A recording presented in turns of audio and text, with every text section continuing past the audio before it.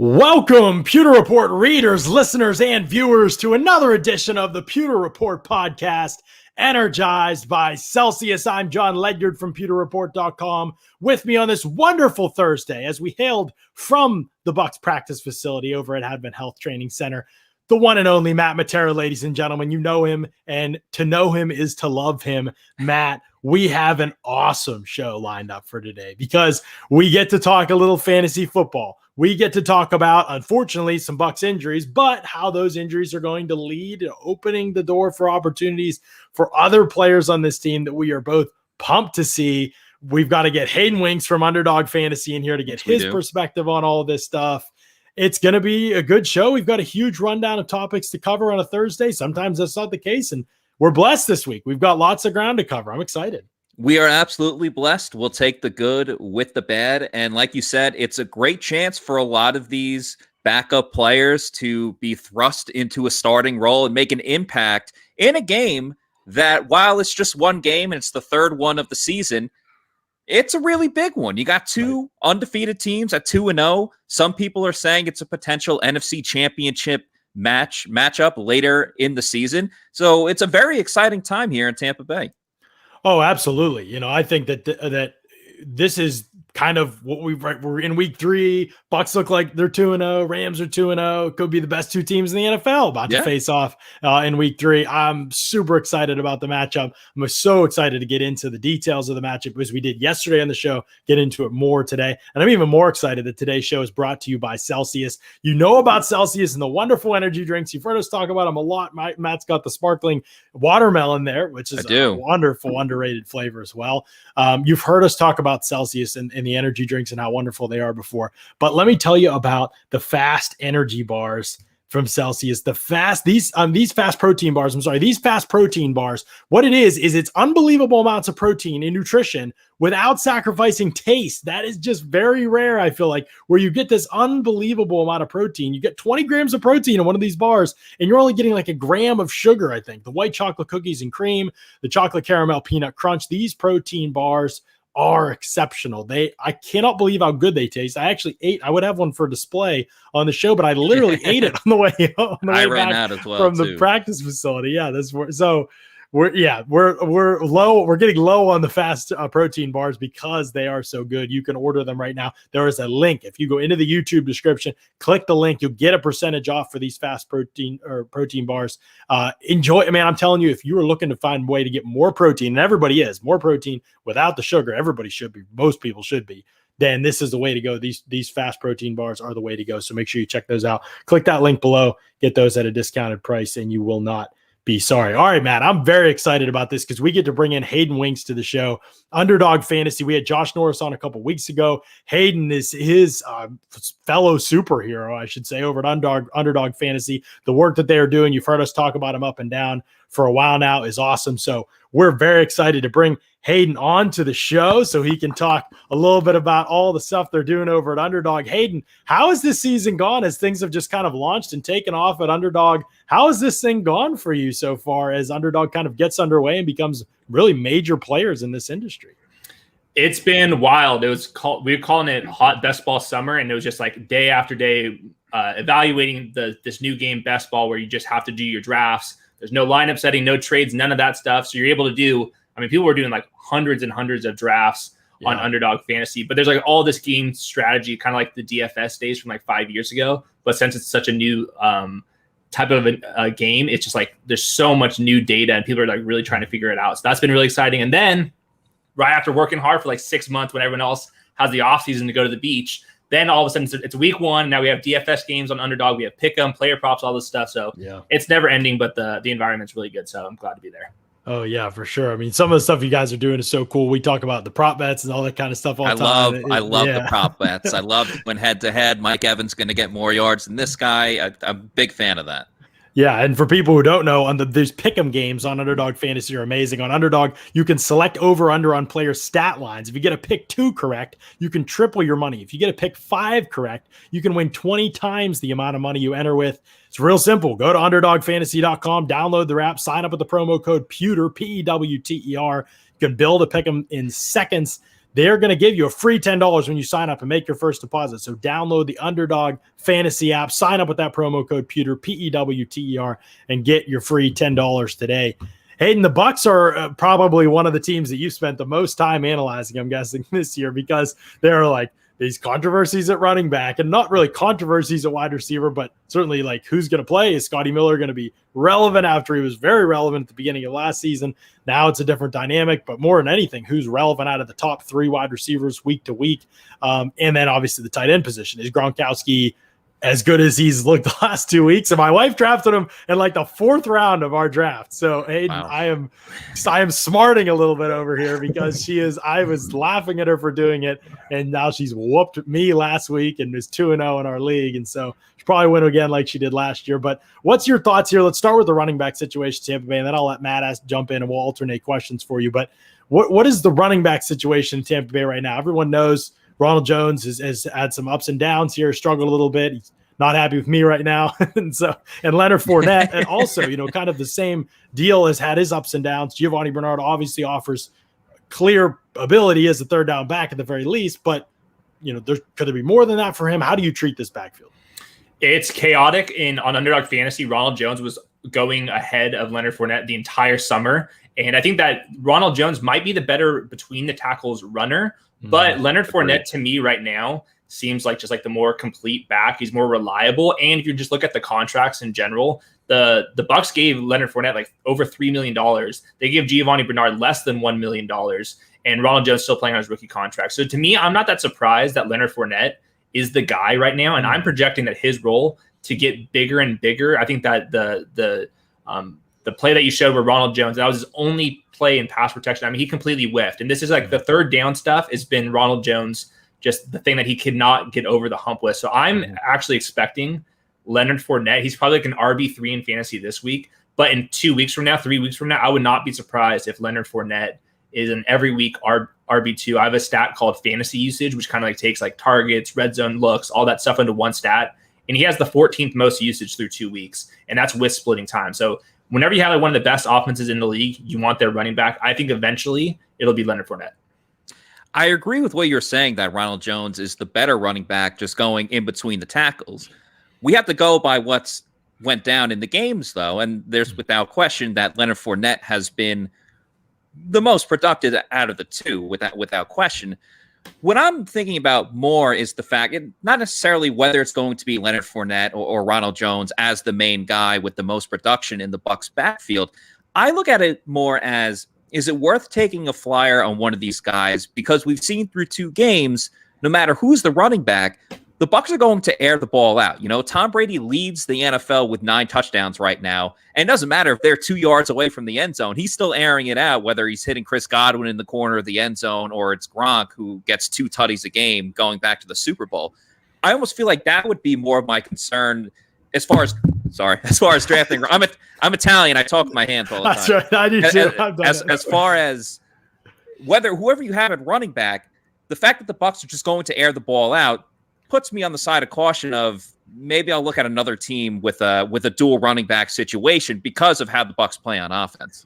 The good news, though, is nobody wants the Buccaneers running backs in fantasy. Like, people are so over the headache. It seems like Tom Brady's just brought down the Belichick nonsense with the running backs. So you can get these guys for really cheap. Like Leonard Fournette was like the RB like in the 40s in fantasy. And I'm with you. Yes, the Bucs will be top 5 in neutral pace and top 5 in neutral pass rate. Tom Brady's going to light up. I think he can win MVP this year.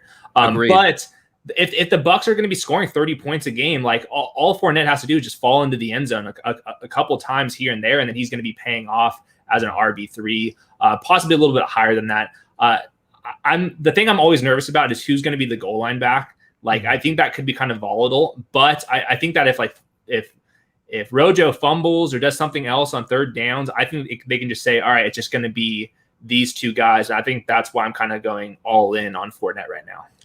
Yeah, it's a good observation. And we're always, Hayden, you and I have talked so many times before. We're always talking about like, okay, where is things going to regress back to the mean, and where are things going to come? Like Brady's not going to throw 76 touchdowns this season. I hate to break it to people, but the Bucs probably do enter the red zone at the rate that they're entering it now, and maybe even more. They've had some uncharacteristic mistakes and things that have drops that have ended they've had 3 third down drops when they were driving at different times. Like, you'd like to look at some of that stuff and be like, I think they can actually get in the red zone area more, maybe. But probably Brady's touchdown passes, like he's not going to be 9 touchdown passes to 0 runs. That ratio is not going to maintain the rest of the year. So then you try to figure out, okay, whoever is playing a running back, games are coming, probably even on Sunday, where that guy scores. Like Brady's not going to count for every touchdown all year.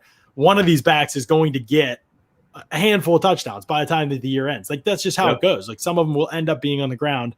But who that back is the tricky part. But you're right. Best thing to do with Bruce Arians is just avoid backfields altogether unless you have no other choice. We were hopeful. How did you see it before the year? I'm curious about that, and then we'll move on to other positions. But how did you see it before the year with this backfield? Did you have like a strong take one way? Or I know Josh said he didn't want any of them, and I figured you were probably in the same boat.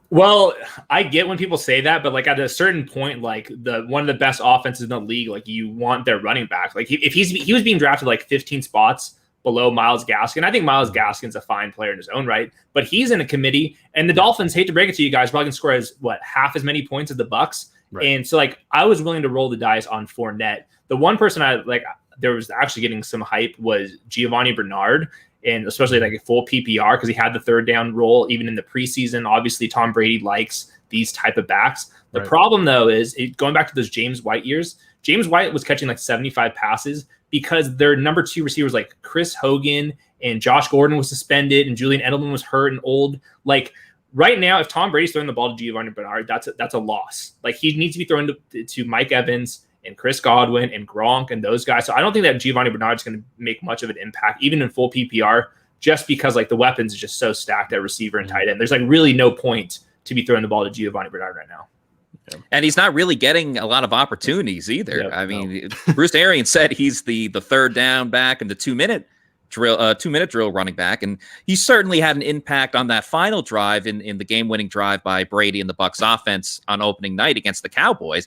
But I mean, I would say his biggest contribution last week's game was there was a kickoff that went a little short, so Giovanni Bernard caught it and got a little bit past the 20-yard line. You just mentioned the receiver, so I think we should get into that.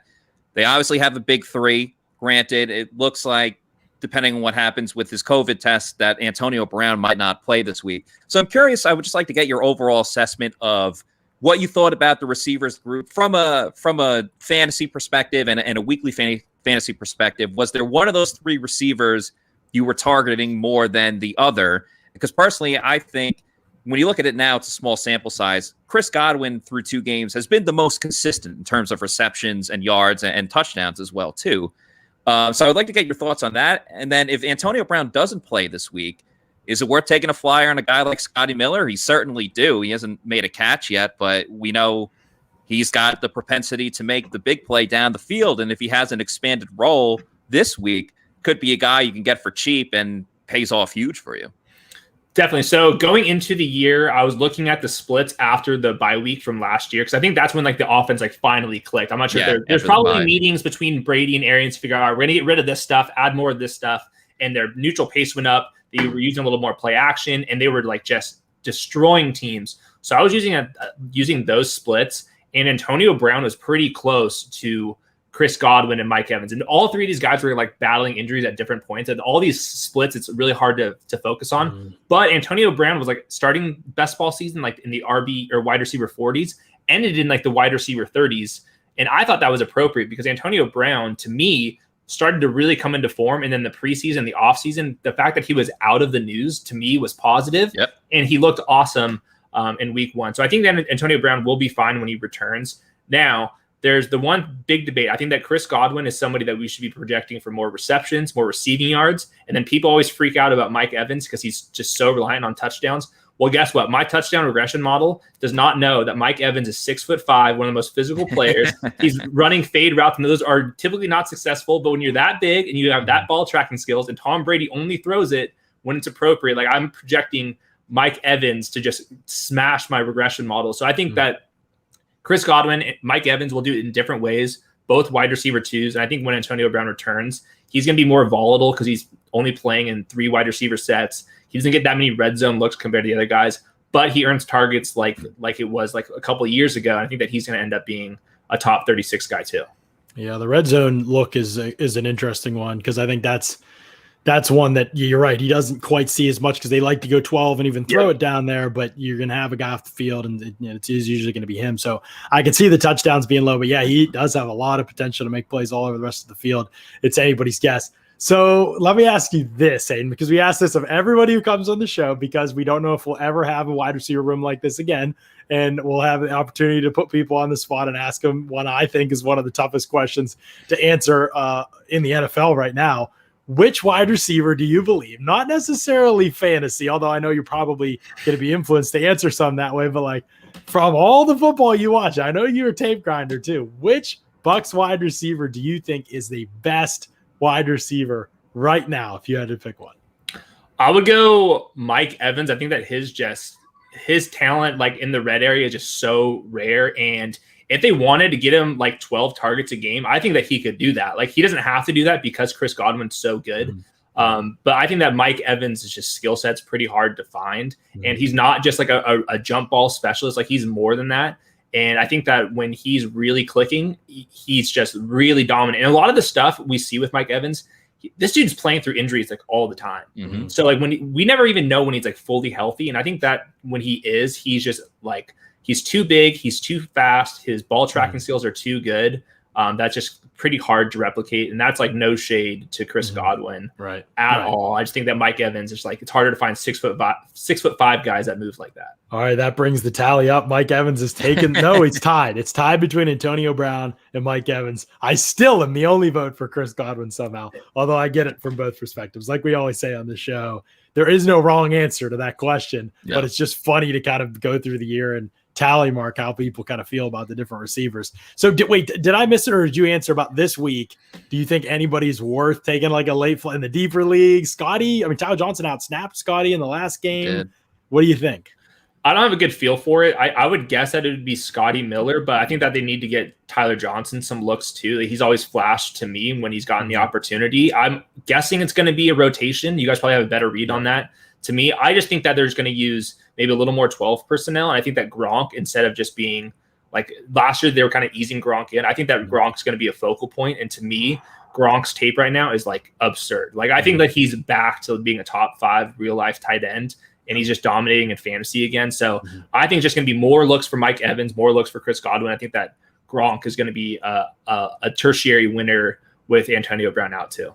I was going to say this to you. Where like is Gronk's like a legit tight end one play right now, right? Like you can't, I mean, no question. Yes. And maybe going to the year, I guess, depending on the league size, he probably was. But I mean, it is funny. Like, you know this, and this is why I like what you and Josh do so much, because I know you guys go and you actually watch the games too. You don't just look at the numbers, which I'm a huge fan of the numbers, but you also go and watch them. And you could see when you watched Gronk last year, I think maybe you and I even talked about this. I can't remember, but Gronk was open a lot, especially even in the early middle part of the year. And Brady actually, I've said this and you've probably seen Hayden, but like, I just think it's so funny that all these receivers, everybody on the Bucs team had the best catch percentage of their careers with Brady at quarterback this year, and Gronkowski had the worst of his career. So it's so funny that in this new offense, obviously both guys were learning. Those were the only two that really couldn't get on track. Everybody else had the highest, most efficient years of their careers in terms of targets converted to catches, but Gronk was way down for him compared to normal. And you knew that was going to come back up because he was still open a lot. Brady missed him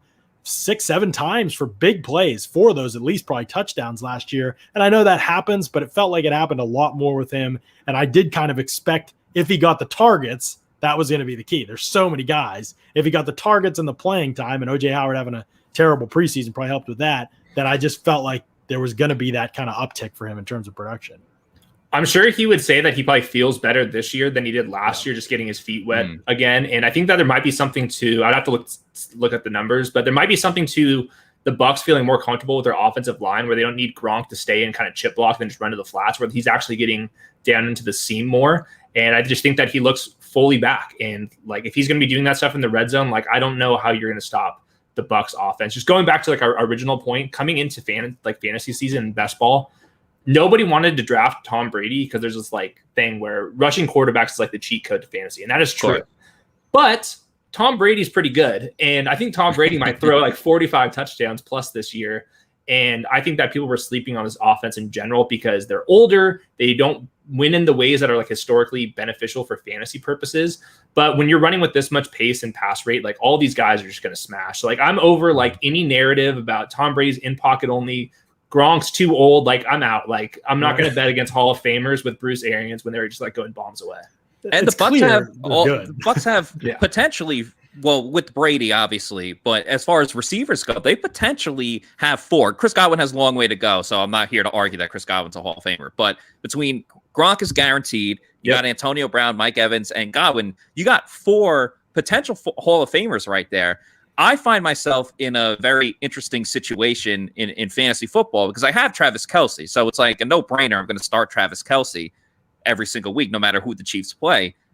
I also have Gronk. I got him in like the last round. So I haven't played him in the first 2 weeks. Yeah. And I'm happy to see all the success that he's having because it's gone well for the Bucs. But I'm sitting there and I'm thinking to myself, I have to play Gronk in my flex now. Because the way that he's playing, I have to. There's no other choice. He's scoring 2 touchdowns a game. I have to. And for Brady, I agree with you. Everyone falls in love with rushing. I think it goes all the way back to Michael Vick. Everyone just loves watching a quarterback scramble and run down the field. I am of the belief that Brady is going to get close. I think he's going to get 50 touchdowns this year. I think he's going to get to his close personal record and, give Peyton Manning and a shot for the overall touchdown record. It's just the way he's come back. He's so much more familiar with the offense. And we've seen it through 2 games. I don't see too much that's really going to slow him down. What is he eating that makes him throw the ball faster now? Like everything looks like as good as ever for Tom Brady. Like he said he's a big almonds guy. He said he eats like 30 to 50 almonds. That's the key, Hayden. Okay, all right. Because he's throwing the ball like just as well as he ever has. Like, and there was maybe a couple years, like maybe 4 or 5 years ago, where that wasn't the case. But like, man, something's in the water in Tampa. Yeah, well, he's the most hydrated guy, and everyone else is sweating everything out because you're playing in Florida. So he's the most hydrated player on the field. He's so focused, and therefore he's having the success.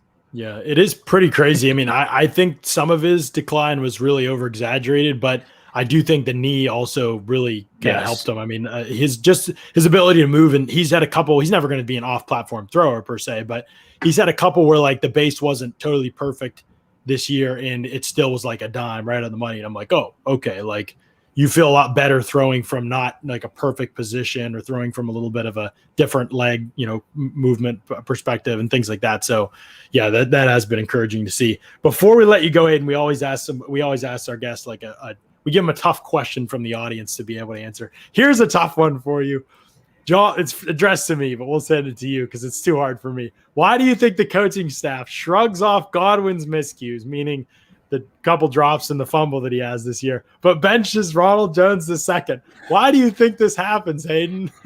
Well, because on every other play that Chris Godwin has, it's going for a first down or touchdown. So that's the difference between Ronald Jones. Yeah, one of them's good. One of them's good. That's why. And they're giving Leonard Fournette a lot of money. So like there's a reason to bench Ronald Jones for Leonard Fournette. I got one quick thing I got before I get out here. Jalen Ramsey, who's he going to be guarding? Because he can easily throw him on Mike Evans. They're using him in the slot more in that star role. And we've heard the Rams coaching staff say they like Jalen Ramsey near the ball, and that's why they're playing him in the slot. Is he going to get more Godwin or more Mike Evans this week? What do you guys think?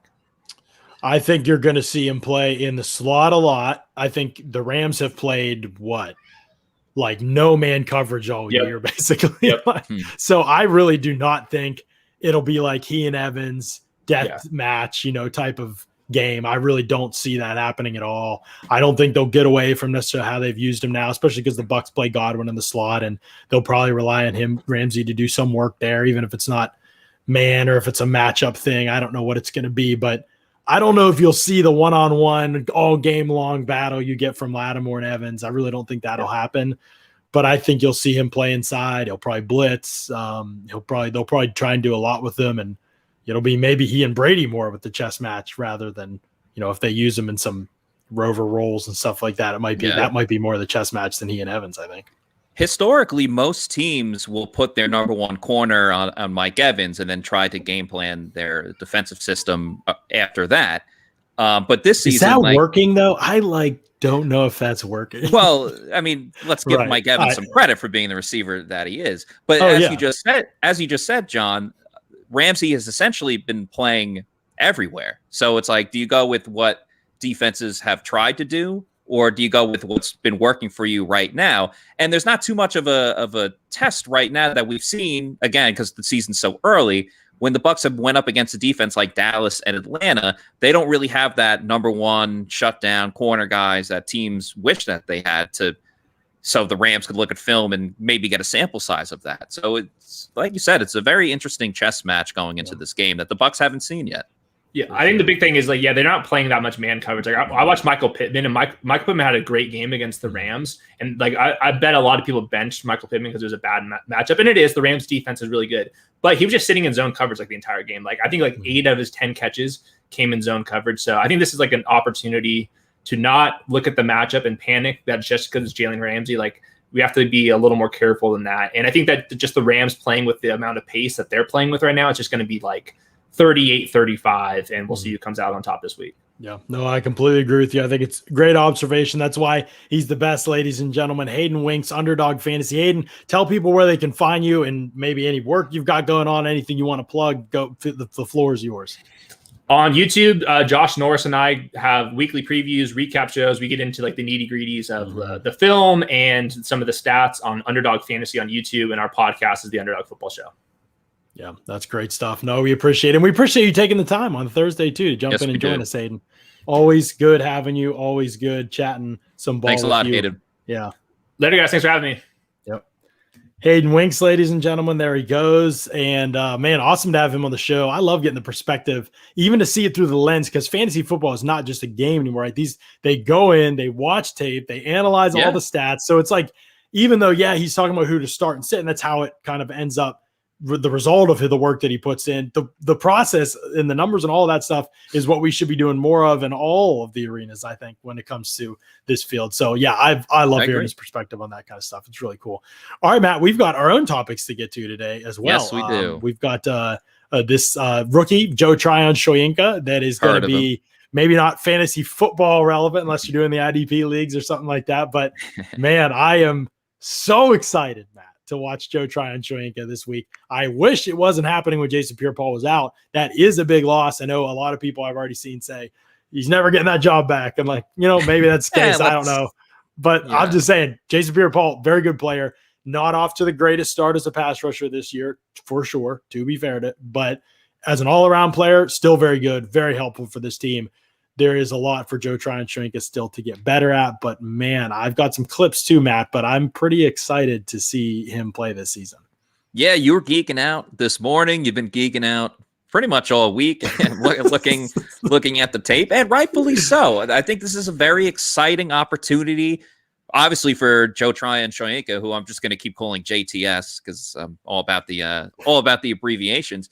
But, it's going to be fun for Bucs fans, too.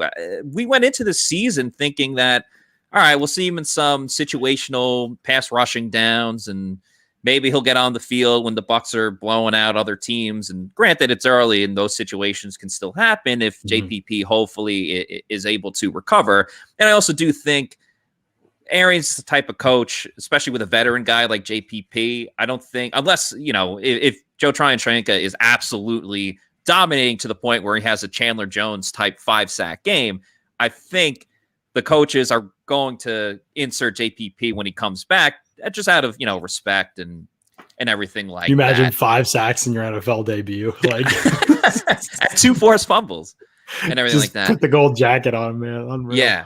It's super. It's awesome. It's super exciting. I think we've seen some solid things out of him so far. He got very close to the quarterback, and the only guy that stopped him was Vita Vea. You put out that clip, and here's that clip actually right here. For that. Yeah, great little stab, inside swim on Jake Matthews, and Vita Vea knocks him off the sack there a little bit. But I'll play that one again here. But yeah, just kind of over on your look left at the side. stab. Great hand usage for a rookie. Great power. Jake Matthews, one of the better left tackles in the league. just harassing them, man. I mean, that's a quick win. That's what the Bucs have lacked. They've got guys who can power rush on the inside and push guys back into the quarterback's lap. And on the outside, Shaq Barrett, he can win fast at times. He had a great spin the other day, one inside really quick against the Falcons. Some good outside rushes too. He's been pretty solid actually this year, I think. Jason Pierre-Paul is not 1v1 very often. He drew the hold on Tyron Smith.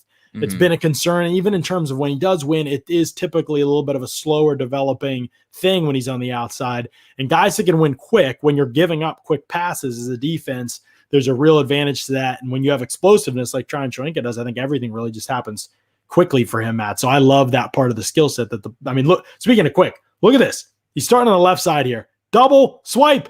Boom. Swim twice. It's going through Instagram. Had no idea what was going on here.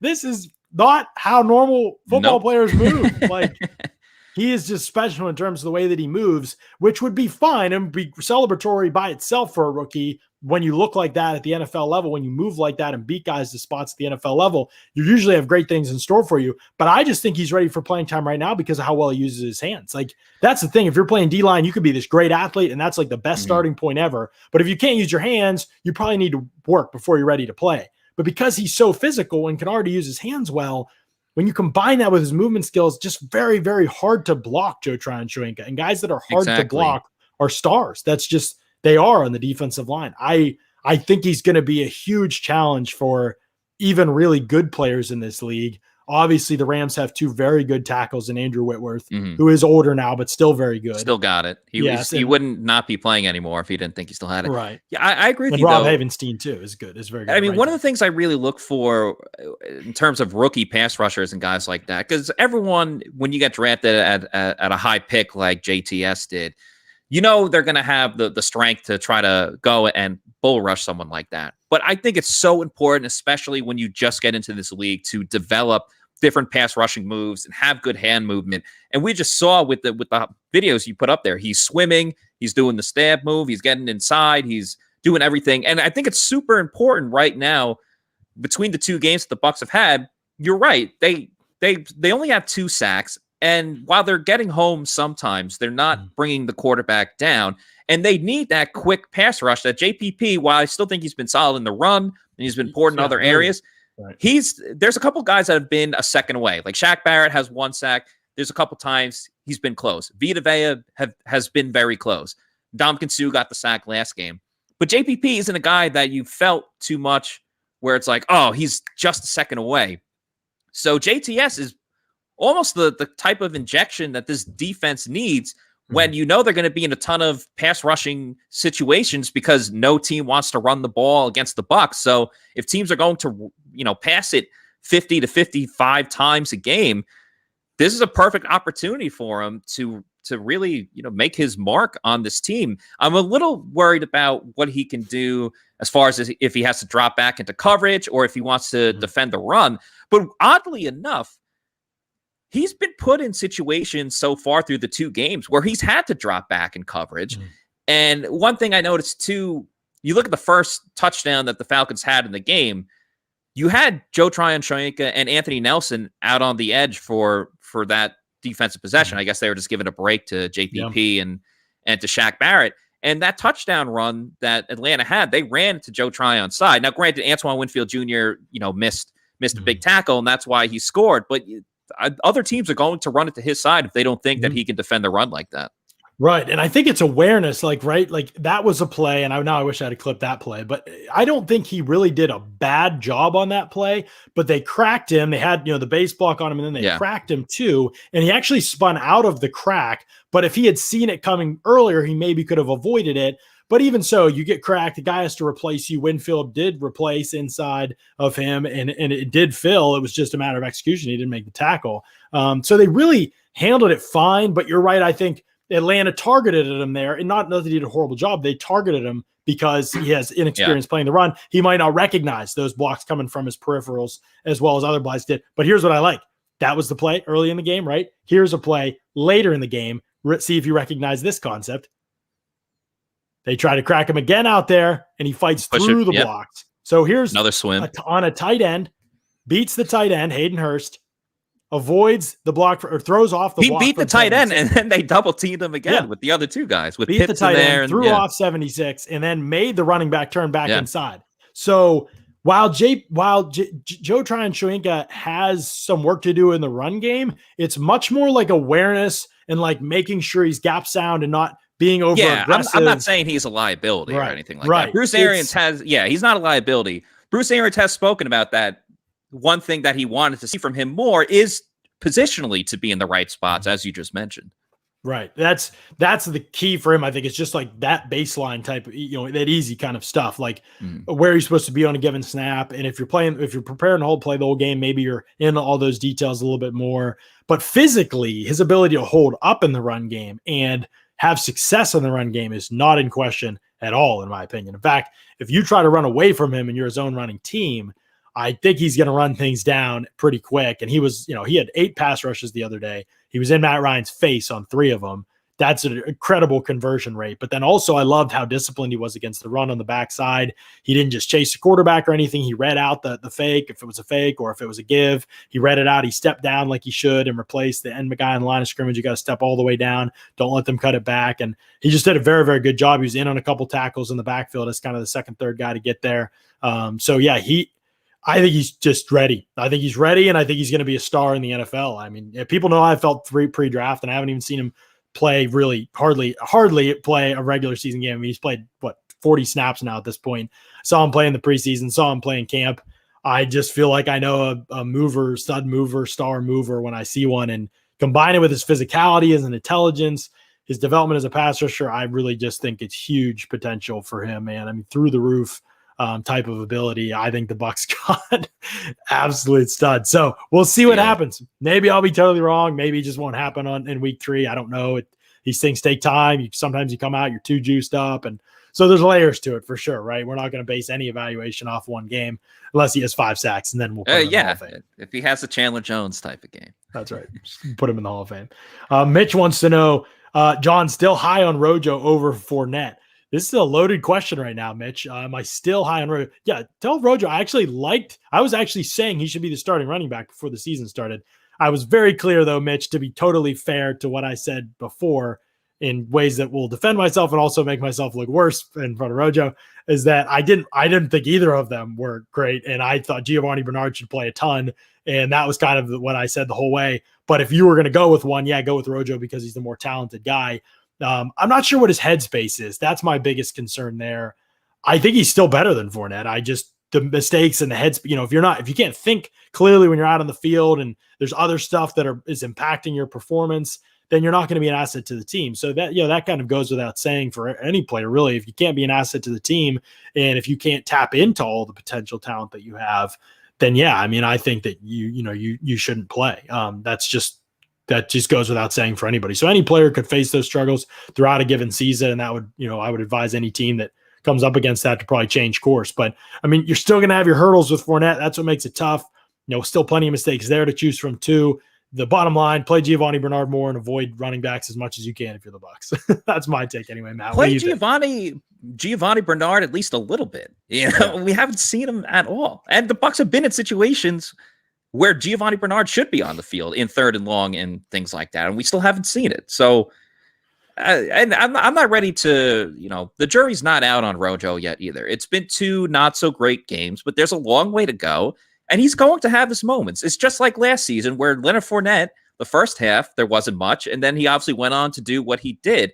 It's, there's different chapters to this whole story that's going to be the 2021 season.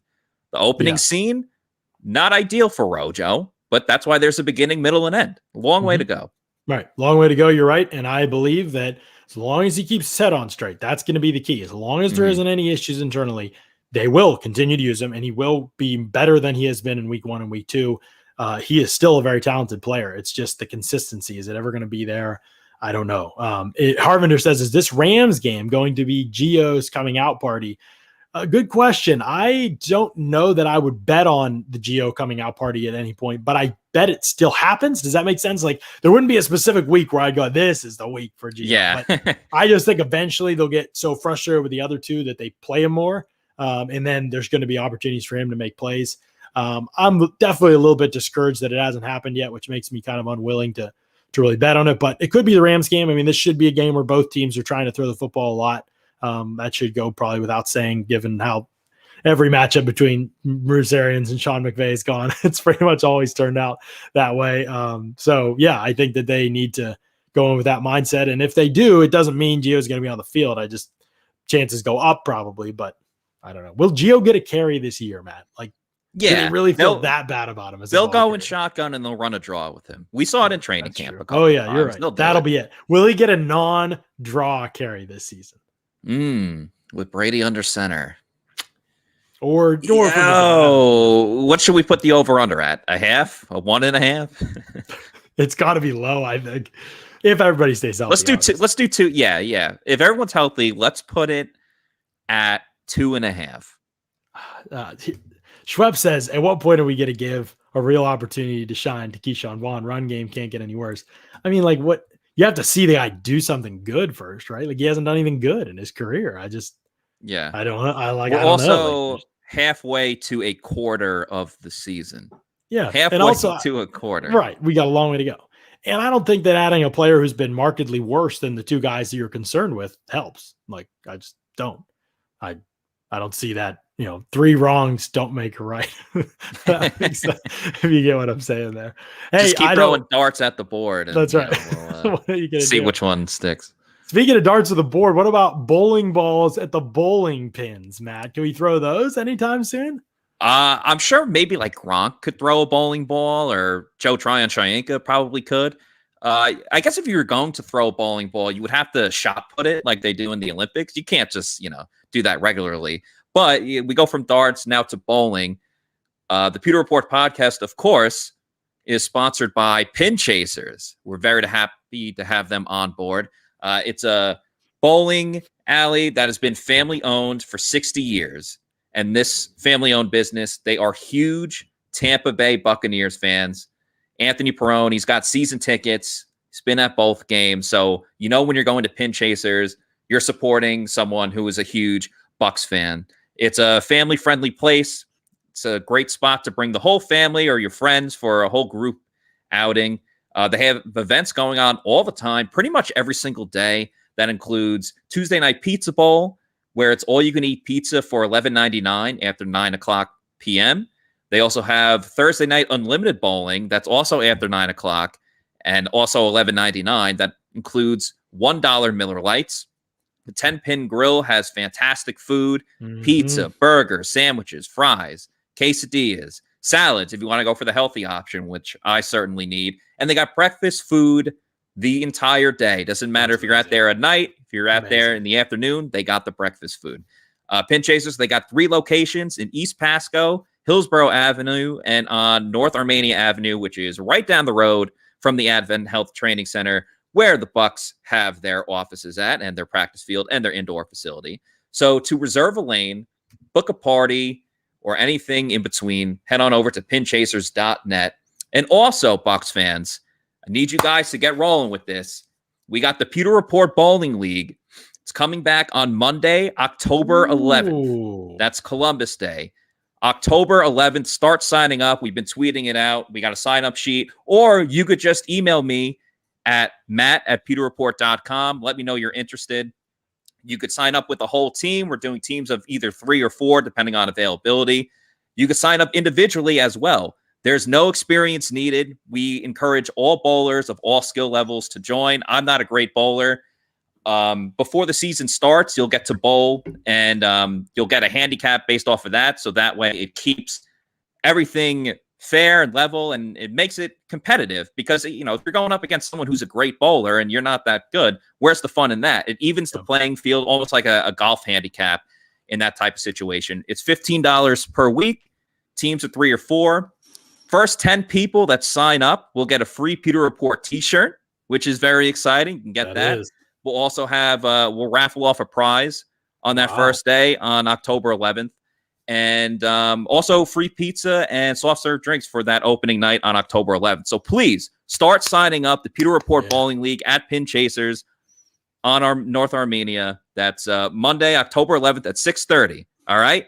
Tweet at me, email me. Do whatever. Matt, Start signing up for the Matt at PeterReport.com. Yeah. Yeah. Start hitting me up. Peter Report Bowling League. Let's get it, people. It's going to be fun. It's always fun. That's awesome. Josh asks, tongue in cheek, John, if none of the running backs are right, then they are left, and 3 lefts make a right. Boom. Science. Josh with the clutch. All right, Jesse Pinkman. The clutch comment there. And thank you for the $5 super chat, Josh. Yes, thank you. Appreciate Joshua. that very much. Okay, so now we got to move to the wide receiver spot as we wrap this thing up. Antonio Brown, we don't know. He could get 2 negatives, and he could be asymptomatic, and he could be back from the COVID list by Sunday's game. I don't think it's likely based on how we've seen these things go with other teams. We'll see. The Bucs are very well positioned to be able to handle the loss of Jason Pierre-Paul and Antonio Brown without a huge drop-off, in my opinion. I do think Antonio Brown is a loss, but I think he's offset by the fact that they've played without him as long as they have. They're definitely not reliant on him, and that really helps, I think. You don't have no offensive structure or design that has to have Antonio Brown to operate. Things operate a little bit better with him for sure, but like Godwin, his role would be harder to replace, right? Even to a degree, Evans, like his role would be harder to replace.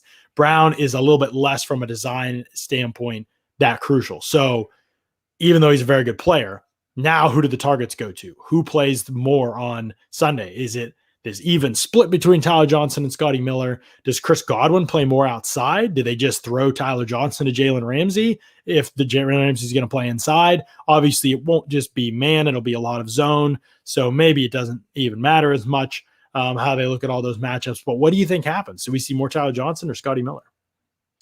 That's the age-old question. It's tough, man, because Scotty Miller doesn't have a reception yet on the season. All he has is that kick TJ has one.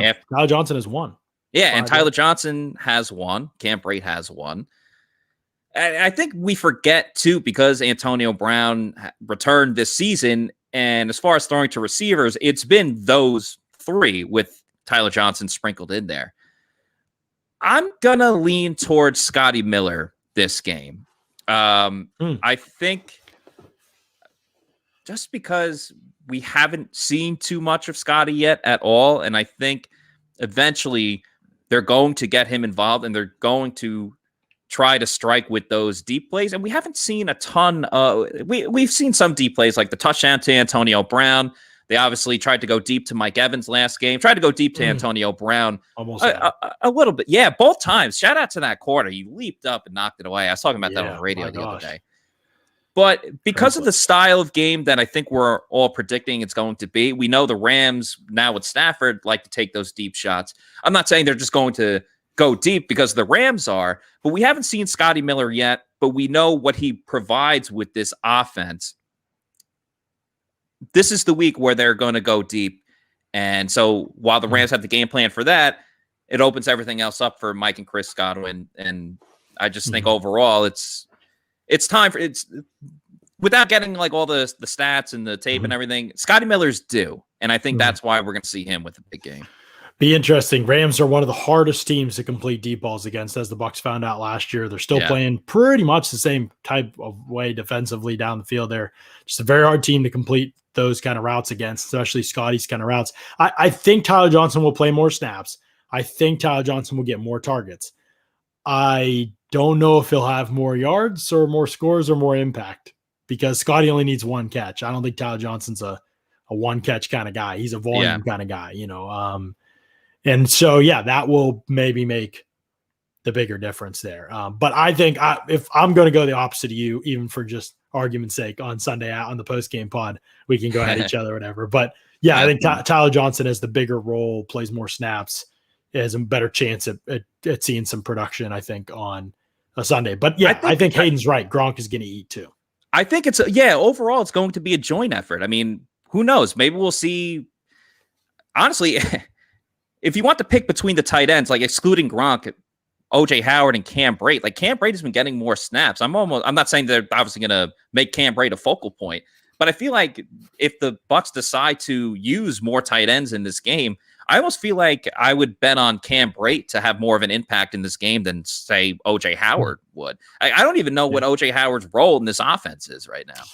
There really isn't a whole lot of one. I mean, he did make that. They caught the one the other day, and I think there'll be times where they go 13 personnel and throw, like they ran 4 verts when he caught one the other day out of 13 personnel, and it was like, okay, all right. He can still attack you down the field with 3 tight ends. So he'll still have a role, but it's a small one right now. And Cam Brate's out snapped him in both games, and he could be the guy more than Tyler Johnson or or Scotty, because I think the Rams are a worse team when you make them put more linebackers on the field. So maybe that's the Bucs, one way the Bucs offense, if they're going to exploit anywhere, it's really got to be those linebackers. I mean, we saw them do that against a rookie linebacker with Micah Parsons, and I don't think it's a terrible idea to go back to that formula and play action. Right. We'll see. We'll see how much. It's a week-to-week case, according to Byron Leftwich. We'll see how much that that plays a role. Better use it, man. Better. You want to control Aaron Donald, you better use some play action, buddy. Yeah. That's all I know. Better freaking use it. Well, that's good stuff. Good stuff. Good thoughts. Good observations. If you want more of all of that, you can go over to Spotify Green Room and check out the work that Pewter Report does over there. JC Allen does a great job breaking things down over on Spotify Green Room. You can join in the conversation on Spotify Green Room. That's what makes it so great. Jump into one of these rooms. You can take the mic and talk about your favorite team, player, moment, all those kind of things. You can talk music, sports, culture, all of it over on Spotify Green Room. Just download that app, sign up for free, log in with your Spotify info. You can download on the App Store or get it on Google Play. It's great stuff. Follow Pewter Report when you get on there. You'll get the notifications when Pewter Report goes live, and you can join in those conversations and let us hear your opinions on things as well. So, Matt, we are wrapping up for this week, but for next week, starting on Sunday is when you'll see us again, and you'll see us next time on the Pewter Game Day pregame show. It starts at 3:30 p.m. Eastern. So right now, if you are not subscribed to Pewter Report TV, hit that subscribe button, hit the bell for the notification when we go live. The 1 o'clock game should be wrapping up. Jump in with us to preview this game. It's going to be a lot of fun going right up until kickoff. Then at kickoff, we stay with you throughout the game. Paul Atwell and I will be breaking things down throughout the game. We'll get some of the other Pewter reporters in and through there as well during the game. Scott comes on halftime, gives his 2 cents on how things are going. He gives the stat breakdown. We have lots of fun coverage. We watch the game live, and we are literally reacting live with our analysis and our insights and X's and O's and scheme and stats from the game and all this kind of stuff coming at you during the game. We have had a lot of fun with it. I think the feedback from fans has been awesome so far. Now, always feel free to give me feedback if you have it. Some of it, what I've heard from y'all has been very, very helpful, but definitely jump into this Pewter Game Day live stream with us. It's 4:25 is when kickoff starts. We'll start the Game Day live in-game stream at that time as well, breaking everything down, reacting to it. We had some big reaction moments last week that were just a lot of fun, and going back through watching a little bit and clipping some things is like, yeah, we had some good takes at certain points and some rough moments at certain points, but yeah, it's been a lot of fun through 2 weeks, and I think Sunday's game is going to be just an incredible one between 2 of the best teams, maybe the 2 best teams, honestly, in the league. We're early, but I don't think it's crazy to say that at all. I saw the Athletics power rankings; they were 1 and 2 at the top. So it's a marquee matchup. It's really a marquee matchup, and I think overall through 2 weeks of the season, I mean, Kansas City, Baltimore was an insane game, and 2 really good teams, even though Baltimore had lost in the first week. But as far as like 2 top level elite teams, I don't really think it gets much better than this that we've seen so far in the league. Right. I mean, I said this before the season. It would shock me if one of the Super Bowl teams in the AFC weren't from the 3 teams of Cleveland, Buffalo, and Kansas City. And it would shock me. You're not buying the hype of Vegas after I'm not buying the Vegas hype. No, I have learned my lesson. They were 2-0 last year too. Probably going to be 3-0, and I still am not going to buy. No, I think they're good, but I'm not going to buy them as a Super Bowl team. And in the NFC, I think it would be surprising if it wasn't one of the 3 of the Packers, the Rams, and the Bucs. I think those are the 3 best teams on both sides of things. Respect to the Seahawks, respect to the Ravens, some of the other teams that are out there. I don't feel any differently through the first couple of weeks of the season. I will say this: Packers and Chiefs have big defensive question marks, and I don't know that Packers they've got. I mean, obviously we saw what happened to them week 1. I wasn't really that impressed with them against the Lions either. No. I mean, that whole game turned around. That whole game turned around because Goff, whatever the center quarterback exchange was, they had that fumble that was deep into, deep in their territory, and that changed the whole game. Right. I completely agree with you. I have not been impressed with the Packers at all through 2 weeks, but they've started slow in the past. I know Rodgers. Of course. They're still relax. Yeah, right. Right. So, and Bucs Time says we will give me feedback after the Bucs victory. I did pick the Rams to win, by the way, yesterday on the pod, Matt. So, Bucs fans are a little cross with me. Well, actually, more than anything, they're happy because the last time I picked the Bucs to lose, they won the NFC Championship game. So I haven't picked the Bucs to lose, and they've won since the bye week, or the opposite has happened since the bye week. So people are, that's why I did this for you, people. I did it for you. So, all right, we'll be back tomorrow, Sunday, 3:25. 3:30 for the pregame show, 4:25 for the in-game live stream. And then after the game, of course, the post-game podcast will be going live with all our thoughts. We'll jump in there. Hopefully. We got the injury report. You want to hear? Did we just get the Bucs? Pretty much the same. The Bucs. Did we get the Rams already? No, because I forgot about this until yesterday, too. When they play a West Coast team, because of the time difference, they send theirs out later because their practice ends later and yada, yada, yada. Right. No change. No Jaden Mickens, no Jason Pierre-Paul. Steve McClendon didn't participate, but that was just Veteran Day. So, yeah. All right. So thanks so much for tuning in. For Matt Matera, I'm John Ledger. Thanks for tuning in to another edition of the Pewter Report podcast. Out. Bowling League, sign up. Gabagool. Out.